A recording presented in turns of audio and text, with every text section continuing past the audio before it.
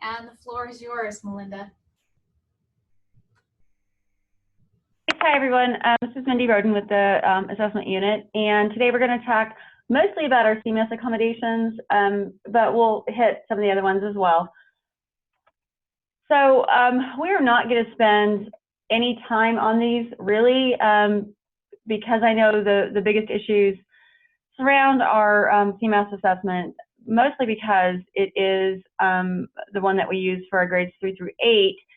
And as a reminder, we are transitioning away from the park assessments. And so everybody understands how this is happening. It's not just that we are no longer park or that we're moving next year. What we are doing is we are using park operational items as we field test new items that our Colorado educator developed, and they've run through Colorado educators, and we will be field testing these items to make sure that they perform as they expected to perform, and that they work like we think they're gonna work, and there's nothing confusing or unfair about them. And so it's a gradual transition away from the park assessment. So it's not 100% in or out this year as much as it's a gradual move away from. And as we are moving away, the reason that we do have some changes this year to the system is that the advantage of being part of a consortium is such that we have access to more resources and more students, because what we would do is we pooled all our students with special needs into a larger group, and we were able to kind of accommodate more students with specific scaffolds. And now that we're on our own, the nice thing is we're in charge of the test content. Items are developed and run through Colorado educators specifically. They're the ones who say, yes, this is good, no, we need to change it. However, because we don't have the same numbers, we are unable to continue to support some of the accommodations we've offered in the past. So anyway, that being said, I'm just going to talk a second about access and PSAT and COALT. I actually don't have many slides about them. Access for ELLs, just make sure that if your students are using assistive technology with this assessment, that it's compatible with the DRC system, and that any accommodations still need to be documented in the IEP for this student. So just like the CMAS assessment, access allows accessibility features for any student. However, accommodations are saved for students specific with an IEP. COALT, there are systems, accommodations built into the system. If they are on the paper-based science and social studies assessment, they can use any assistive technology devices that they typically use to communicate. So that's not an issue there. So if they use an AAC device, they can still have access to that. If they use a voice output, any type of voice output device, if they use low-tech, like our picture exchange system, anything like that, they can still use. And then on the PSAT and SAT, we do use the alternate to that as the DLM assessment for our kiddos with significant disabilities. But the PSAT and SAT, we are now testing 9th, 10th, and 11th graders on there. So there's a slight error on the slide. It should say 9, 10, and SAT. That is a paper-based assessment. So some of the assistive technology for presentation accommodations, College Board just doesn't allow that. They can have an audio version if they need that. And response accommodations, including having a voice output device, using a word processor, those things need to be documented in the IEP, but if that's how they communicate or express themselves, those are allowed. Now, that being said, College Board has their own accommodations policy separate from us. So I do suggest that if you have any questions, you contact what we call the SSD coordinator at each of the high schools. Each school has a designated SSD coordinator for the College Board, and they're the ones who will have the specific information about College Board accommodations, because those do not come through our office. Okay. So I start every presentation on accommodations with this. So if you have attended last year's webinar that we did, or the in-person meeting last spring in Aurora, you would have seen the same slide that I start every webinar with this. So accommodations are practices and procedures that provide equitable access. And I always want to start here because I don't know if you follow some of the news. We actually had a professor at the University of Illinois, which I am an alum of. The University of Illinois actually walked out versus providing accommodation to a student through their Disability Resources Office. So I do want to emphasize that they provide equitable access and not unfair advantage to a student who has a documented need, including students with a disability. We always want to make sure accommodations are presented on an individual basis, and we never look at a kid with a category and say, oh, they have autism, therefore they need to. My favorite was, oh, they have autism, they don't like to be touched. Not necessarily true. Or they are SLD or dyslexic, they can't read. That's not true. It needs to be a specific individual determination, not based on a category or a perceived grouping for these students. Does need to be documented in a formal plan, and for CMAS assessments, that includes an IEP, a 504, and for certain accommodations, an EL plan. An ALP, which stands for an Advanced Learning Plan, does not count. I realize that is a formal learning plan, but that is for students who are identified as gifted, and students who are gifted do not qualify for accommodations unless they are twice exceptional and also have an IEP. Accommodations need to be evaluated regularly for effectiveness, and please, please, please talk to your students. I cannot emphasize this enough because I get calls all the time from the districts that say, well, the IEP says this, but the kid refuses. Well, please take that into consideration when working with the IEP team and the parents. If they refuse a particular accommodation, we can maybe check for a reason. Maybe they don't want to be different. They don't want to test in a group that's not with their friends. It could be as simple as on this one research project I used to work kind of parallel with. We had a student who was handed a red iPod and wouldn't use it because red was for University of Louisville and for the Cardinals, and he was a KU Wildcat fan and they're blue. So as soon as they handed him a blue iPod, he would use it. So sometimes it's that simple, but sometimes it's they don't like it, they find it confusing, it makes it worse. So please make sure you talk to the student. And the accommodation is routinely used by both instruction and assessment. And the ASSU, which is CDE's Office of Exceptional Student Services, they do have guidelines on their webpage for, they have an accommodations manual. And I believe I have a link to that later. Again, what I talked about a little bit earlier, which was that they are not intended to give an advantage. And that is actually the reason why this professor at the University of Illinois walked away from his job of 10 years, because he believed that giving this student his notes provided an unfair advantage. Now, I don't know what was in his notes or why that was in his head, but he actually walked away from his job versus providing these notes. So they are not used to reduce learning expectations. They are not used to replace instruction or intervention. So please, we need to make sure that the students are still getting high quality instruction and high quality intervention instead of just giving them a tool because it's easier. And we need to make sure that they're not used for the convenience of the adult. If you're a parent, we've all done it. It's easier for me to do it myself than to get my daughter out of bed to wipe down the kitchen counters.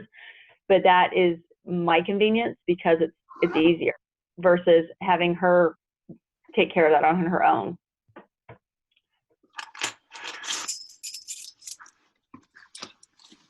And we do have somebody who's not muted. Okay.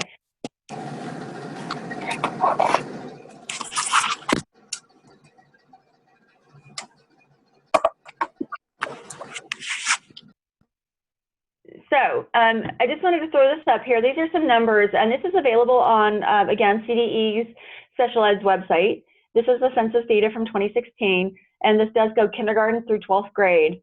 But as you can see, we have approximately 100,000 students in the state of Colorado who have been identified as having a disability.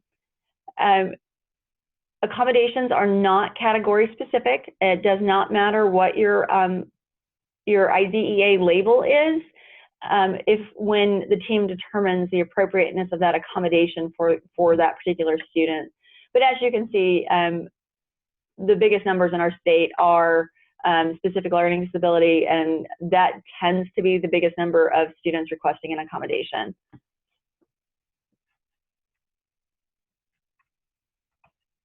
Okay, this is everybody in special ed at this point in time is familiar with, I shouldn't say everybody, I would expect everybody in special ed is familiar with this triangle at this point in time.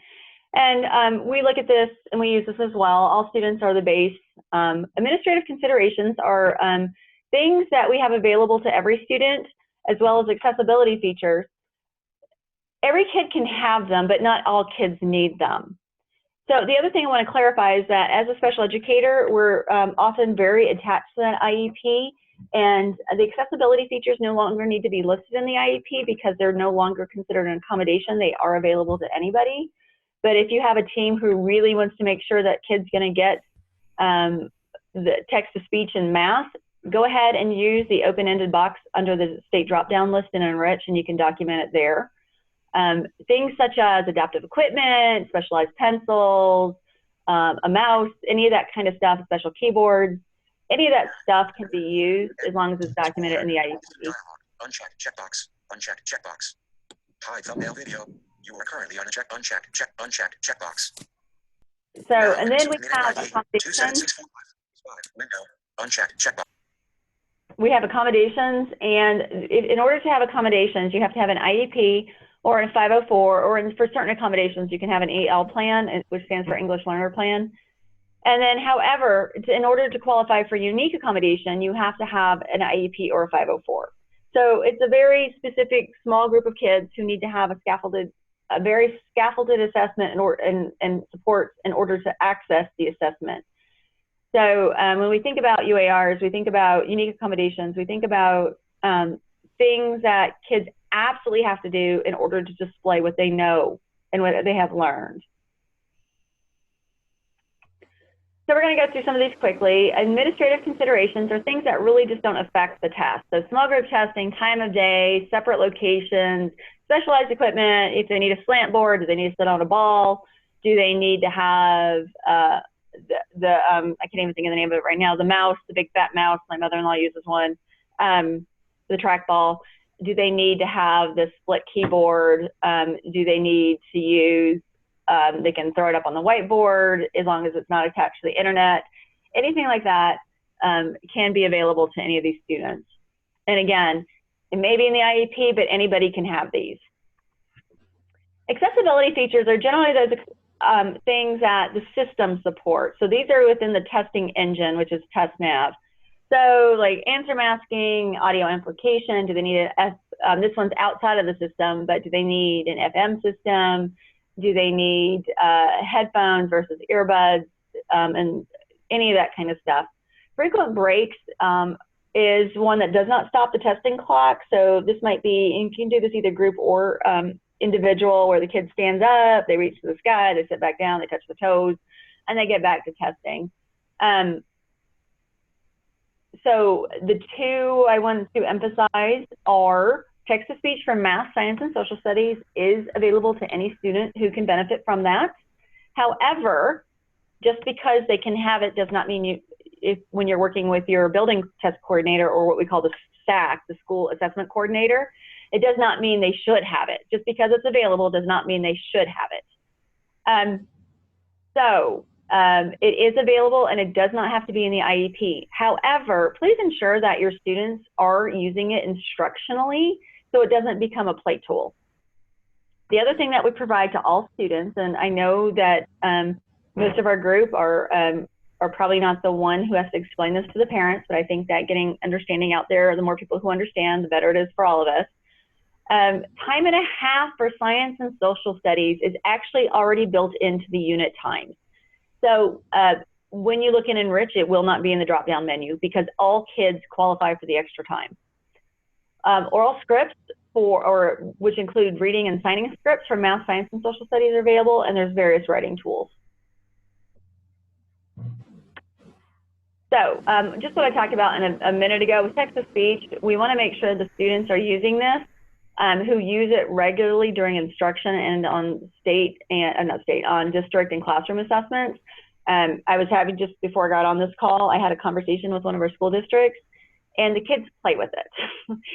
So it becomes a distractor, not the support that we would expect it to be. So we have some data that says approximately less than half of our students actually turn on text-to-speech when assigned to math. So when we give it to kids, we have less than half of the kids actually use it for a third of the time. So they don't even use it. The other thing it does is it does affect the bandwidth, because if you have 3 or 4 classrooms using text-to-speech at the same time and you have 25 kids all using text-to-speech at the same time, the testing experience might be compromised because it just literally sucks the bandwidth. So I wanted to throw this out there. So when we talked about there's been some changes, I crossed out the items that we no longer are going to offer because we just don't have the student numbers to be able to support these. The reason assistive technology and screen reader are in red is because we are still determining whether or not we're going to be able to support those. Now, that means through the TestNav testing system. However, a student could still have it through a separate device. So where we have to set up, sometimes we have to set up 2 testing devices.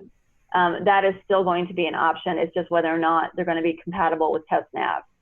Refreshable Braille with screen reader, tactile graphics, closed captioning and multimedia on the ELA, and ASL videos for ELA and math. We are no longer offering those.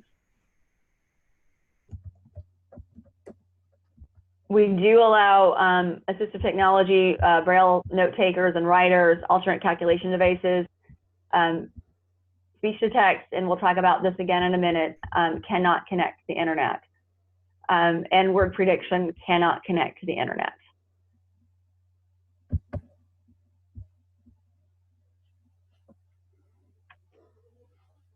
So I referred to this earlier pretty quickly. We do have accommodations for ELs and for our English language learners. And on here, you can see which ones require an IEP or 504 and which ones are considered accessibility features available to any student who is an English learner, such as like word-to-word dictionary. However, speech to text, it has to be an IEP or 504, and once again, it cannot connect to the internet. A scribe or assigner requires an IEP 504, and large print requires an IEP or 504. We do offer a paper-based assessment for our 3rd and 4th graders who are EL students, and we do offer this alternate. It is considered an accommodative form, and there are very specific guidelines which of our kiddos do qualify to take this test. And if they have an IEP or 504, we do have large print, and we do have scripts for auditory presentation.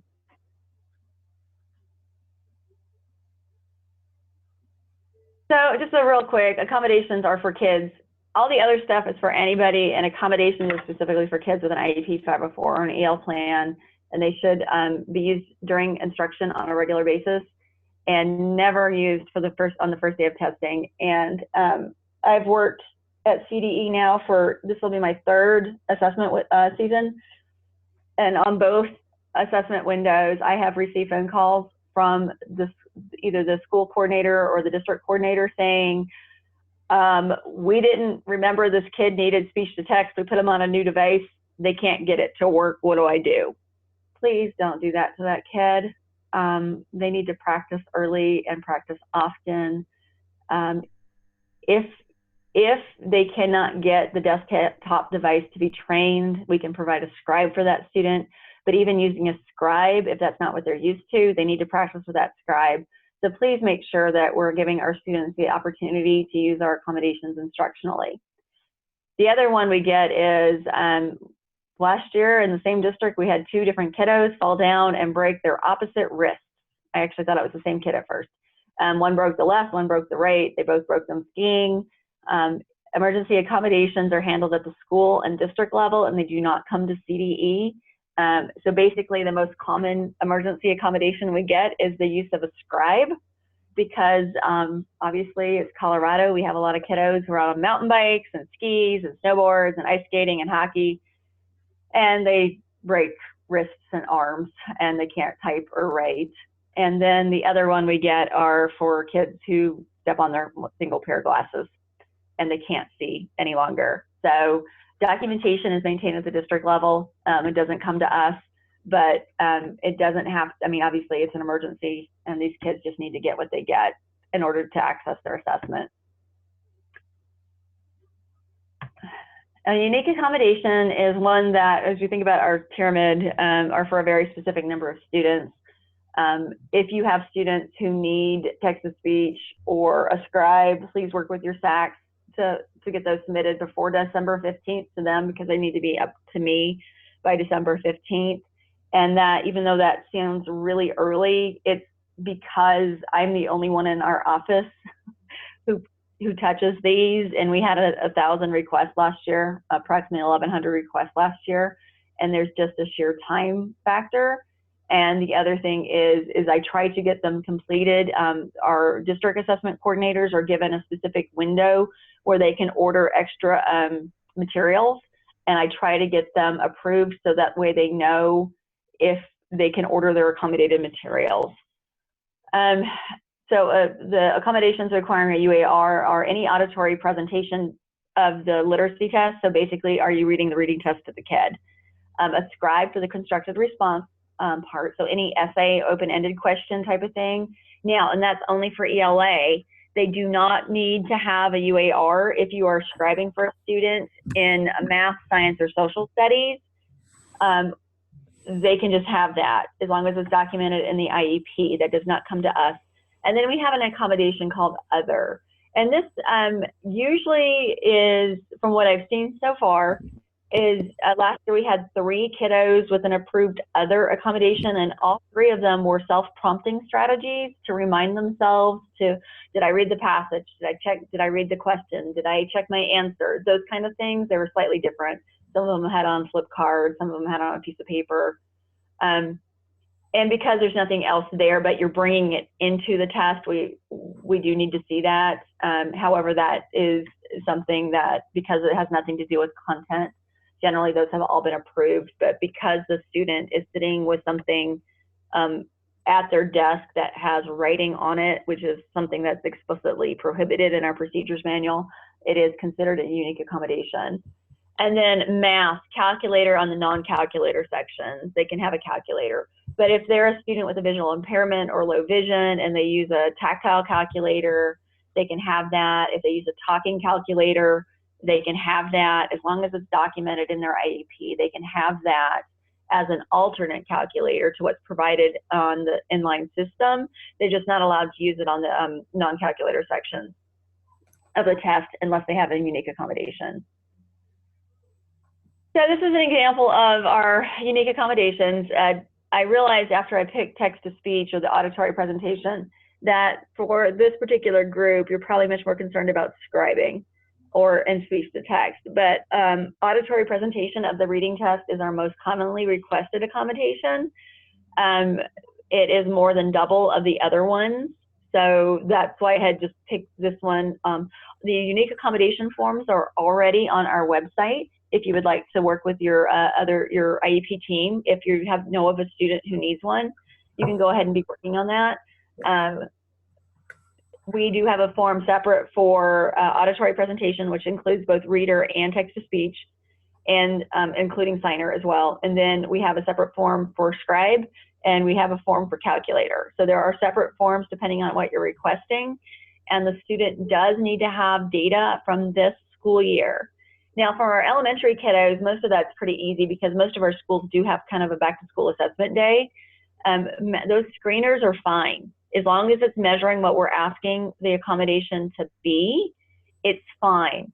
So if your school uses some things like NWEA maps, and we don't recommend a single test because we don't want you to go out and say, hey, we have to buy this test, so CVE looks at it, we will make recommendations, and I will tell you what other districts have been successfully using, but I won't tell you one particular test to use. But let's just use NWEA net maps or iStar or iReady or anything like that.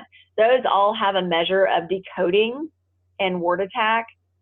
So that works because the reading access accommodation is about how do I get that information to the student, because my reading skills are so low. I can't even access the words on the screen or on print. It's not about my reading comprehension. It's about I don't have the skills to decode the words and even know what word I'm looking at. For a scribe, I should have created a slide for that, but I didn't. For a scribe, we have kids whose SWAC evaluation is more than a year old, and only for a scribe am I okay with that. Specifically because we have kids who have lifelong conditions that sometimes, and these kids regress and lose skills, and we know that's going to happen. So we don't necessarily need to have that evaluation updated every year. Plus, the assessments out there measuring if someone has one, please send it to me, but I don't know of a good assessment that measures dysgraphia. I don't know of great motor assessments that are going to let me know. I mean, I can tell if a kid has CP and they're spastic and they can't keyboard and they can't hold a pencil, so they're going to need a scribe or speech to text. That's easy. But for those kids who don't have an orthopedic impairment, but they still can't keyboard or write for some reason, or they have something neurological that impacts that, if you have a great assessment, just send it to me. That way I can be familiar with it. But for a scribe, the requirements I have are a lot, for lack of a better term, squishier. It's really easy to say this kid reads and decodes at a 3rd grade level. It's a lot harder for me to say this kid writes at a 3rd grade level. What does that even mean? So for them to say they can't keyboard, they still are working on one finger at a time, and their motor control is so poor that they hit 3 letters instead of 1 because they can't aim that well. That's again something I can understand. However, writing samples are helpful. Again, it's not about messy handwriting or speed because we can work with extended time. But I have seen writing samples from some of our kids out there that even having taught, I have no idea what their phonetics are so bad that they can't, when they combine letters on a page, it makes a nonsense word. And so in that case, that student would benefit from a scribe. So I'll take questions at the end. We can go through them. I'm sure we have some. So word prediction and speech to text. Word prediction is allowed with an IEP. It has to be an offline device. You cannot connect to the internet. If it is internet accessible, please place it on test mode. I know that like Co-Writer, Universal, and I believe Co-Writer 7 have a test mode. And speech to text is an accessibility feature available to any student. However, once again, it cannot connect to the internet. So if you're using text help or read write, whatever we're calling that, it cannot be connected to the internet. You have to use the desktop version with the student. I have AT versus screen reader. Please help your teammates, especially your building assessment coordinator, so your SACs, know the difference between an AT device and a screen reader. We actually had a whole bunch of kids signed up for screen reader who were probably supposed to be text-to-speech kids. Therefore, their machine didn't do anything because, you know, you need the screen reader software in order for it to do anything. So any allowable AT accommodations are any AAC voice output device, whiteboards, as long as they're not the internet-based smartboard, or you can turn it off.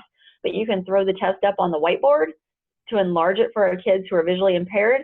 Or if you have kids with fine motor issues, and you can blow it up big enough, they can just go up there and touch the answer or tell you the answer. Whisper phones, adaptive keyboards, mouse, joysticks, anything like that. And again, low-tech devices such as PAC systems, old-fashioned communication boards, anything like that are allowable. Now, if you're with me in the spring, we talked about this already. We're going to talk about it again. So I know it's frustrating as an educator in the classroom working with a student and you use an internet-based device. And the way that works is on the internet, it has this huge word bank that it can match their voice to and try to produce that, a match to it. However they write that software, basically what it does is it takes the student's voice and it matches us to this huge bank of words. And when we have a desktop version, that bank is much smaller and you have to train it to find what you're looking for. However, the reason I bring this up is not accessing the internet during a test is not a new rule for CMS. And more importantly, we actually have both federal and state laws saying that we shouldn't be doing this. So Coppa, or Children's Online Privacy Protection Act, or we refer to it as Coppa, and we also have the Colorado Student Data Transparency and Security Act, which is a Colorado law. So under Coppa, personally identifiable information specifically states that it's a child's image or voice. So they consider a voice of a student to be identifiable information. And that's one of the things that we do have to protect as a state agency. We can't knowingly violate federal law by saying it's okay to throw a kid's voice up on the internet to a provider who then hosts it, and it can be connected back to that student. And then under Colorado laws, we have anything that basically can be linked back to the student or their family that's collected, maintained, generated, or inferred by a public education entity, either directly through the school or by school service provider. So basically that means any vendor that takes and collects information that can later be traced back to a student also is personally identifiable information. So if you'll look on the Google user agreement, they say they have a license to use, host, store, reproduce, modify, and create other works to communicate, publish, and perform and distribute anything they put up there. Now, in their other sections, they say they don't do it. But the thing is that unless your district has a different security agreement with Google, this is the open agreement that when you just log in and you get it. Now, some districts supposedly have a different agreement.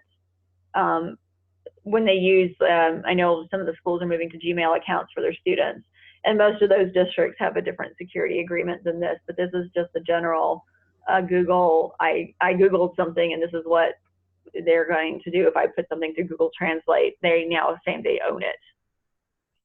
And Apple says not only do they own it, but they're going to raid your contacts basically to make basically what they're saying is that they are getting permission from you to raid any Apple account for names and relationships, so that way when they say call dad, they know to call your dad in your phone or on your tablet. So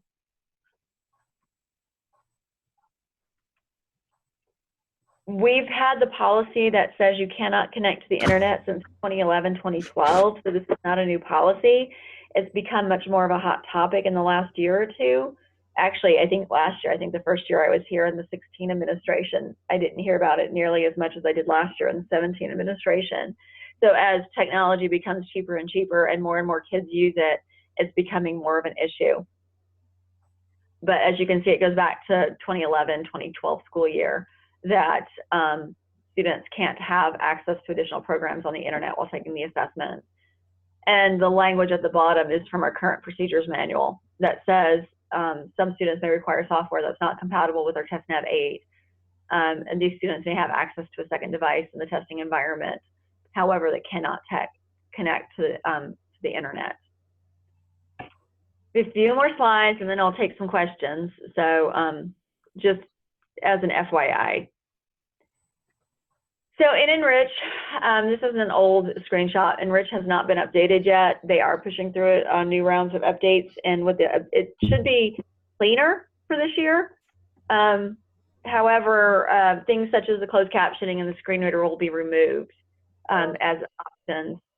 And also PSAT, we'll just say PSAT because the accommodations for the 9th graders are the same for both 9th and 10th grade, and the SAT accommodations are in there as well. I don't actually have a screenshot of the open-ended box below this, but this is the state assessment chunk in Enrich. Right below this there's a box that says, there are other accommodations needed, and if you click that box, the drop-down menu opens up, and you can write in there if you need something else, or if you have a team who's a little nervous about those accessibility features not being documented in the IEP, that's where you could put them. So if you make sure, and sometimes it comes from history, where we might be working with a school, especially if you're itinerant, and you might be working with a school that doesn't have a great history of following the IEP unless you're physically present in the building to make sure it's happening. And so maybe the kid's supposed to have an adaptive keyboard, and you walk in and the kid's got a regular keyboard. Even though that's an accessibility feature, you could document it in that open-ended boxes if that gives you some strength to make sure they're following the IEP. And then final points, please don't take the throw it at the kid and see what sticks approach when you're working with your teams. Please let them know that not all accommodations work for all kids. So giving extended time to a kid who is going to sit down, look at the test, and hit submit is actually kind of mean. They're the ones who want to be outside, and instead they're stuck in a room and missing recess.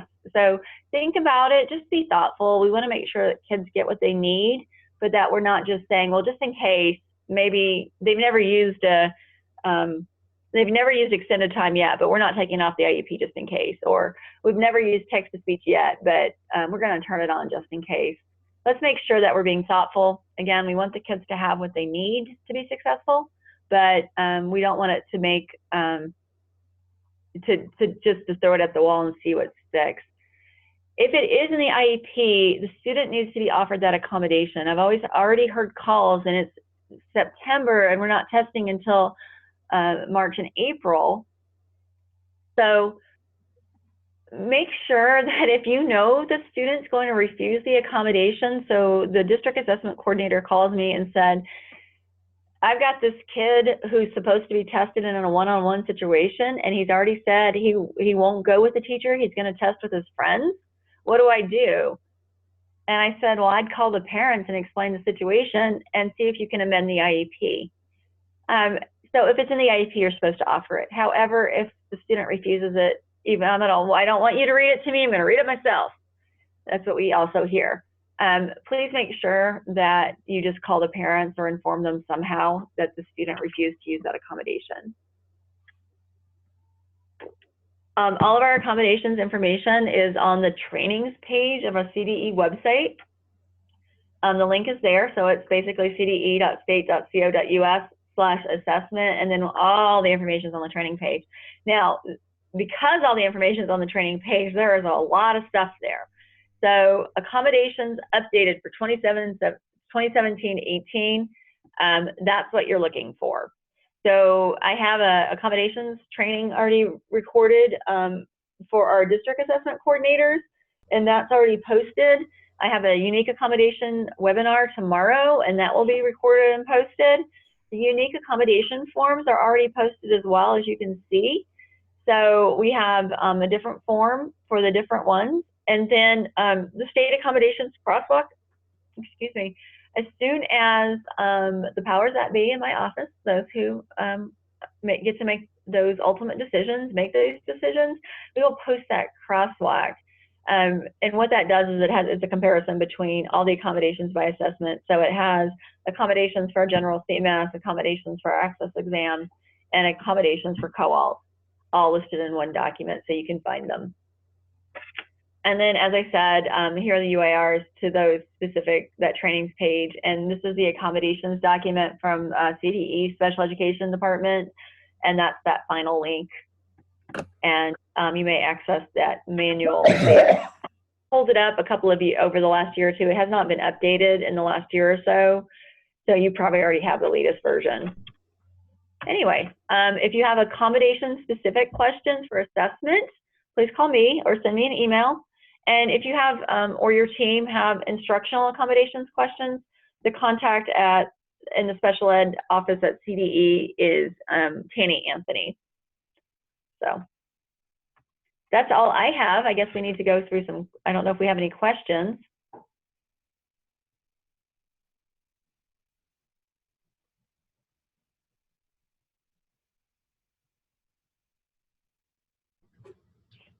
So I still have everybody pretty well muted. So Okay. just let me know, send me a quick chat, and I'm happy to unmute. Maybe I'll try unmuting everyone for just a moment and see if that works. Okay, you're all unmuted. Anybody have any questions? Will we be getting a copy of these notes? Christina already has PowerPoint, so she can distribute it to however you guys need it. And I do know she recorded this, so it should, however she distributes that information. We'll plan to put it up on the SWAC website. Thank you.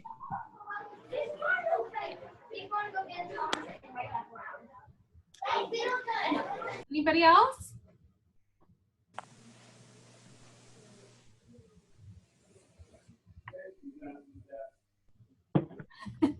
I can't believe it.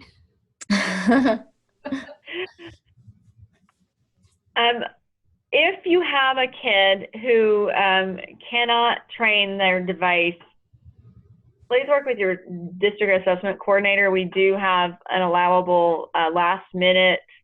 I'd like you guys to keep working with them right up until the test window opens, but I don't even have the link on the website yet because I'm not going to until like February, because I don't want to give up on a student yet. We had one, and I know the vast majority of you guys are working every day to make sure your kids are using the devices they should be using when they should be using them. But occasionally we'll hear of the school went out and bought new software for the kids like 2 days before the test window opened.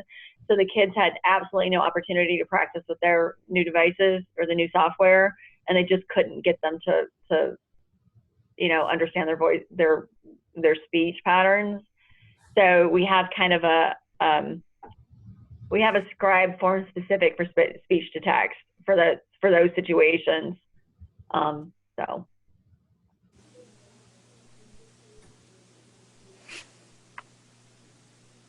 The other thing I found out was we do have one district, and if one district does it, I'm assuming multiple districts have done this. They found out that their IT department was sitting on a whole bunch of licenses for text help and not letting the teachers know they had them.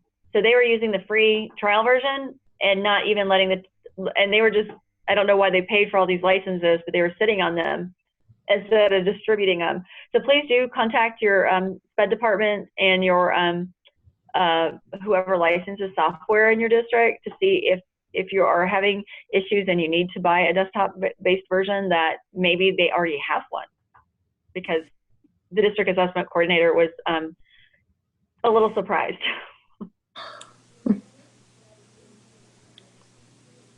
I've actually very recently been emailing with text help with folks who provide Google Read and Write, and they're telling me that if you have licenses for Google Read and Write, you're actually eligible for the desktop version, that there's a process for downloading the desktop version. That's good to know. We were on the website the other day, and that free version is no longer, you only get a 30-day trial now. They don't have the free in the desktop any longer from what we could tell. So that might be the model they've switched to.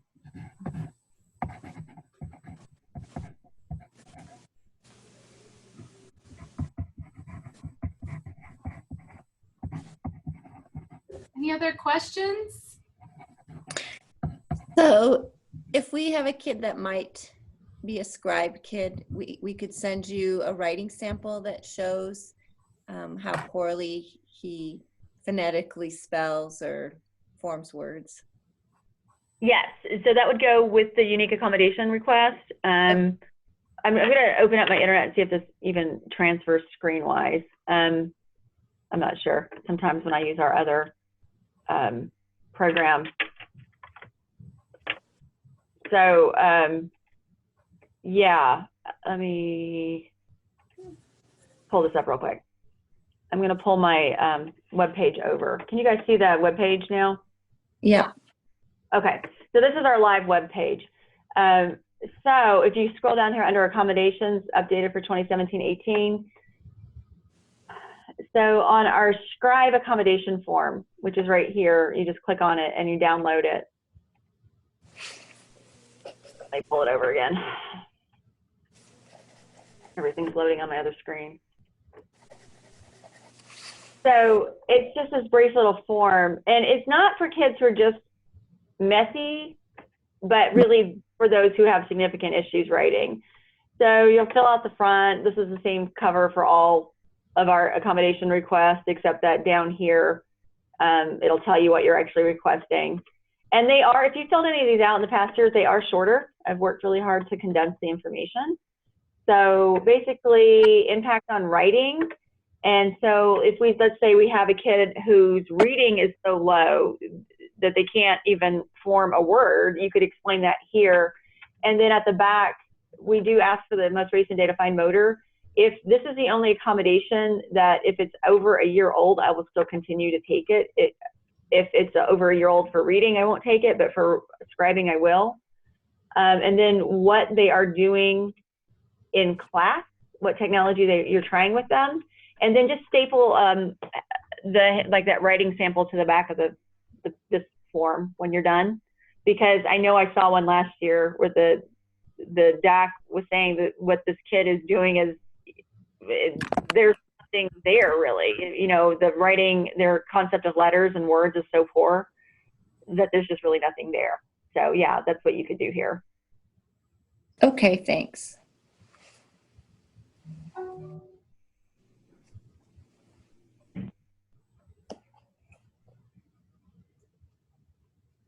right. So before we close out, is there anything else, whether it has to do with assessment accommodations or otherwise, that anyone would like to bring to the table?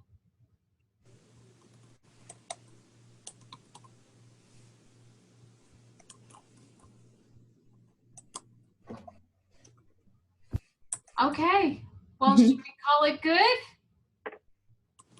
Thank you so much, Melinda. Thanks for having me, guys. All right. We'll catch you next time. Bye. All right, thank you.